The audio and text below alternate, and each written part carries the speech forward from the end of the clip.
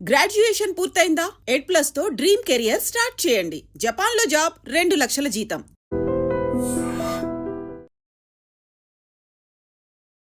హైదరాబాదు కేపీహెచ్బిలో నిన్న రాత్రి సరిగ్గా 10:45 శ్రీ దుర్గా మహేశ్వరి ట్రావెల్స్కి సంబంధించినటువంటి ఏసీ బస్సు అకస్మాత్తుగా మంటలు వ్యాపించి బస్సు తగలబడ్డటువంటి పరిస్థితి ఉంది. బస్సు ప్రమాదాలు ఈ మధ్యకాలంలో చాలా ఎక్కువైపోతున్నాయి. బస్సులో ప్రయాణం చేయాలంటేనే ప్రాణాలు గాల్లో దీపంలా మారినటువంటి పరిస్థితి ఉంది. నిజంగా అందరూ ఒక్కసారిగా షాక్ అయిపోయారు నిన్న కేపీహెచ్బిలో జరిగినటువంటి ఈ ప్రమాదంతో. అదృష్టవశాత్తు ఎవరికీ ఏమీ కాలేదు, కానీ అందులో 18 మంది ప్రయాణికులు ఆ సమయంలో ఉన్నారు. ఈ బస్సు శ్రీ దుర్గా మహేశ్వరి ట్రావెల్స్కు సంబంధించినటువంటి ఈ ఏసీ స్లీపర్ బస్సు మియాపూర్ నుంచి పాలకొల్లుకు బయలుదేరింది. ఇక్కడ ఒక్కొక్క స్టాప్లో ప్రయాణికులను ఎక్కించుకుంటా ఉన్నారు. కేపీహెచ్బి పద్మావతి ప్లాజా దగ్గర ఆ బస్ స్టాప్ దగ్గరికి వచ్చి ఆగినప్పుడు అప్పటికే అందులో 18 మంది ప్రయాణికులు ఉన్నారు, డ్రైవరు ఉన్నాడు. అయితే డ్రైవర్ క్యాబిన్లో ఒక్కసారిగా సుర్సుర్మని చెప్పి మంటలు వచ్చేసినాయి, మంటలు అంటుకున్నాయి. వెంటనే డ్రైవర్ అప్రమత్తమై వెంటనే మీరు బస్సు దిగండి, మంట వస్తున్నాయని చెప్పేసి ఆ డ్రైవర్ అప్రమత్తం చేశాడు. ఎందుకంటే బస్సు ఆగుంది, 10:45 అంటే ఇంకా ప్రయాణికులు ఎక్కుతున్నారు. ఇప్పటికే 18 మంది ఎక్కారు, అందరూ కూడా ఎవరు ఇంకా నిద్రలో జారుకోలే. 10:15 అవుతుంది అంతే. ఇంకా సిటీలో చాలా స్టాపుల్లో ప్రయాణికులు ఎక్కాల్సినటువంటి పరిస్థితి ఉంది. అందుకే ఇంకా స్టార్టింగ్ పాయింట్స్లోనే ఉన్నారు కాబట్టి ఎవరూ నిద్రలోకి పోలేదు. అందరూ మేలుకునే ఉన్నారు. ఇంకా ప్రయాణికులు ఎక్కాల్సిన వాళ్ళు ఎక్కుతున్నటువంటి సమయంలో ఒక్కసారిగా మంటలు రావడంతో డ్రైవర్ అప్రమత్తమై వాళ్ళందరినీ దించేశాడు. 18 మంది అందరూ కూడా వెంటనే హుటాహుటిన తమ లగేజ్లన్నీ కూడా తీసుకొని చాలా ఫాస్ట్గా దిగేసినటువంటి పరిస్థితి ఉంది. ఆ తర్వాత మంటలు క్యాబిన్ నుంచి బస్సు పై భాగానికి వ్యాపించి మొత్తం కూడా కాలిపోయినటువంటి పరిస్థితి ఉంది. సో వెంటనే అక్కడ ఉన్నటువంటి ట్రాఫిక్ సిఐ, ఇతర పోలీస్ అధికారులు, అంబులెన్స్లు వాళ్ళందరికీ ఫోన్ చేశారు. అగ్నిమాపక సిబ్బంది ఫోన్ చేశారు. వెంటనే హుటాహుటిన వచ్చి ఆ మంటలు అప్పటికే సగం దాదాపు కాలిపోయింది. ఇక వాళ్ళు వచ్చిన తర్వాత మంటలు ఆర్పే ప్రయత్నం చేశారు. కానీ ఎవరైతే ఆ 18 మంది ప్రయాణికులు ఉన్నారో వాళ్ళు హడలెత్తిపోయారు. ఇక ప్రాణాలు భయం గుప్పిట్లో పెట్టుకుని వాళ్ళు ఇక ప్రాణాలు రక్షించుకోవడమే ముఖ్యమైనట్టుగా ఫాస్ట్గా దిగేశారు. మనకి ఇంకా భూమి మీద నూకలు ఉన్నాయి కాబట్టి బతికే బయటపడ్డాం.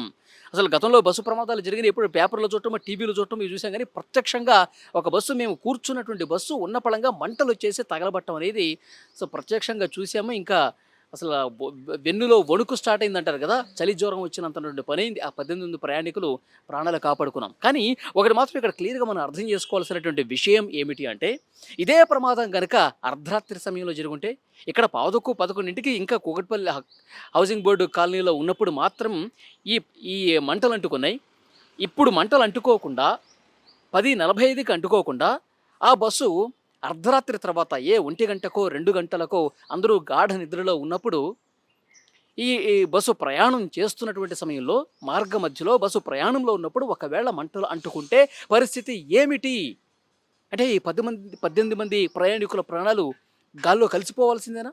అంటే ఈ ప్రైవేటు ట్రావెల్స్ బస్సు నిర్వాహకులు కనీస ప్రమాణాలు పాటిస్తున్నారా లేదా? సరైనటువంటి మెయింటెనెన్స్ చేస్తున్నారా లేదా? సర్వీస్ చేస్తున్నారా లేదా? నిబంధనలకు అనుగుణంగా ఈ ట్రావెల్స్ బస్సు యజమానులు బస్సులు నడుపుతున్నారా లేదా? ఎక్కడో రిజిస్ట్రేషన్ చేస్తూ ఉంటారు, ఎక్కడ నడుపుతూ ఉంటారు. అంటే వాళ్ళకి పర్మిషన్ కొన్నిటికి మాత్రమే ఉంటుంది, కానీ వీళ్ళు ప్రయాణికులు ఎక్కించుకొని రాష్ట్రాలు తిప్పేస్తూ ఉంటారు. అసలు మెయింటెనెన్స్ ఏ విధంగా ఉంది? నిబంధనలకు అనుగుణంగా ఉన్నాయా లేదా? ఇవన్నీ కూడా చాలా వరకు పట్టించుకోవట్లేదు. అధికారులు కూడా ఏదైనా ప్రమాదం జరిగినప్పుడు మాత్రమే దీని గురించి హడావుడి చేస్తారు తప్ప క్లియర్గా రాష్ట్రంలో ఎన్ని బస్సులు తిరుగుతూ ఉన్నాయి, ఈ బస్సుల మెయింటెనెన్స్ ఏ విధంగా ఉంది, నిబంధనలు పాటిస్తున్నారా లేదా, ప్రయాణికులకు సౌకర్యానికి అనుగుణంగా ఉందా, అసౌకర్యం కల్పిస్తున్నారా, ఇవన్నీ కూడా అధికారులు చాలా విస్తృతంగా తనిఖీలు చేయాల్సినటువంటి అవసరం ఉంది. కానీ ఇవేమీ పట్టించుకోకపోవడం వల్ల ప్రమాదాలు తరచుగా జరుగుతున్నాయి. ప్రయాణికుల ప్రాణాలు గాల్లో కలిసిపోతున్నటువంటి పరిస్థితి ఉంది. చాలా బాధాకరమైన విషయం. అర్ధరాత్రి సమయంలో గాఢ నిద్రలో ఉన్నప్పుడు ఈ ప్రమాదం జరుగుంటే ఏమయ్యేది? మరొక కర్నూలు ప్రమాదంలాగా 19 మంది సజీవ దహనం అయ్యారు కదా. కర్నూలులో జరిగిన ఘోర బస్సు ప్రమాదంలో 19 మంది చిన్న పిల్లలు, మహిళలు అందరూ కూడా తగలబడిపోయారు కదా. ఆ కుటుంబాలు ఇంకా శోకంలో మునిగిపోయినటువంటి పరిస్థితి ఉంది. దానికి కారణం డ్రైవర్ల నిర్లక్ష్యం, బస్సు యజమానుల నిర్వాహకుల నిర్లక్ష్యం కలగలిపి ప్రాణాలు పోతున్నటువంటి పరిస్థితి ఉంది. నిన్న కేపీహెచ్బిలో ఎర్లీగా ఈ ప్రమాదాన్ని గుర్తించడం వల్ల ప్రాణాలు కాపాడుకోగలిగారు. చాలా బాధాకరమైన విషయం. నిన్ననే ఇంకొక 2 చోట్ల ప్రమాదాలు జరిగినాయండి. కర్ణాటకలో, తమిళనాడులో 2 చోట్ల ప్రమాదాలు జరిగాయి. కర్ణాటక ప్రమాదం విషయానికి వస్తే కారు కొత్తగా కొన్నారు. వాళ్ళు దైవ దర్శనానికి వెళ్లారు. వెళ్తూ తిరుగు ప్రయాణం అవుతున్నటువంటి సమయంలో ఓవర్‌టేక్ చేస్తున్నప్పుడు కారు టైర్ పంక్చర్ అయింది. పంక్చర్ అయిన తర్వాత వెంటనే వేరొక అటుగా వస్తున్నటువంటి బస్సుని ఢీకొట్టింది.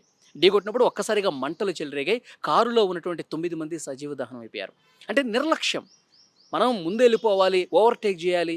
ఇలా నిర్లక్ష్యం వల్ల ప్రాణాలు కోల్పోతున్నారు. ఈ తమిళనాడులో కూడా పర్యాటకుల వ్యాను వాళ్ళు కూడా అతివేగం మూల మలుపులుంటాయి. ఘాటు రోడ్‌లో వెళ్తున్నప్పుడు చాలా జాగ్రత్తగా, నెమ్మదిగా వెళ్ళాల్సినటువంటి అవసరం ఉంది. అక్కడ కూడా మూల మలుపు దగ్గర నిర్లక్ష్యంగా ప్రవర్తించడం వల్ల అది లోయలో పడిపోయింది. అక్కడ కూడా 8 మంది ఆ లోయలో పడిపోయి చనిపోయారు. సో, కాబట్టి బస్సు ప్రమాదాలు, ఇలాంటి రోడ్డు ప్రమాదాలు జరిగి చాలామంది ప్రాణాలు కోల్పోతున్నటువంటి పరిస్థితి ఉంది కాబట్టి, సో, చాలా అప్రమత్తంగా ఉండాల్సి ఉంది. అధికారులు చాలా క్లియర్‌గా డైరెక్షన్స్ ఇవ్వాల్సినటువంటి అవసరం ఉంది. ఎంత వేగంతో వెళ్ళాలి, ఎలాంటి నిబంధనలు పాటించాలి, ఇవి కూడా మరొకసారి అవగాహన కల్పించాల్సినటువంటి అవసరం ఉందని తెలుస్తోంది. ఇక్కడ మన తెలుగు రాష్ట్రాల్లో ఈ మధ్యకాలంలో చాలా ప్రమాదాలు జరుగుతున్నాయి. ఎప్పుడైతే కర్నూలు బస్సు ప్రమాదం జరిగి 19 మంది అగ్నికి ఆహుతైపోయారో, ఆ తర్వాత వరుసగా ఇలాంటి ఘటనలు జరుగుతున్నాయి. బస్సు అగ్నికి ఆహుతయ్యే ఘటనలు నిత్యకృత్యం అయిపోయాయి. కాబట్టి డెఫినెట్‌గా రాష్ట్ర ప్రభుత్వ అధికార యంత్రాంగం దీని మీద క్షుణ్ణంగా తనిఖీలు చేయాలి. మళ్ళీ ఏ బస్సు కూడా అగ్నికి ఆహుతై ప్రజలు ప్రాణాలు కోల్పోయినటువంటి వార్త రాకూడదు అంటే గనక 2 తెలుగు రాష్ట్రాల ప్రభుత్వాలు, భారత ప్రభుత్వం కూడా క్షుణ్ణంగా ఈ మోటార్ వెహికల్ యాక్ట్‌కి సంబంధించిన నిబంధనలు ఏవైతే ఉన్నాయో తూచా తప్పకుండా పాటించాల్సినటువంటి అవసరం ఉంది. ఎవరైతే పాటించరో వాళ్ళ మీద తక్షణం చర్యలు తీసుకోవాల్సినటువంటి అవసరం ఉంది. ఈ వీడియో మీద తప్పకుండా మీ అభిప్రాయాన్ని కూడా కామెంట్ బాక్స్‌లో తెలియజేయండి.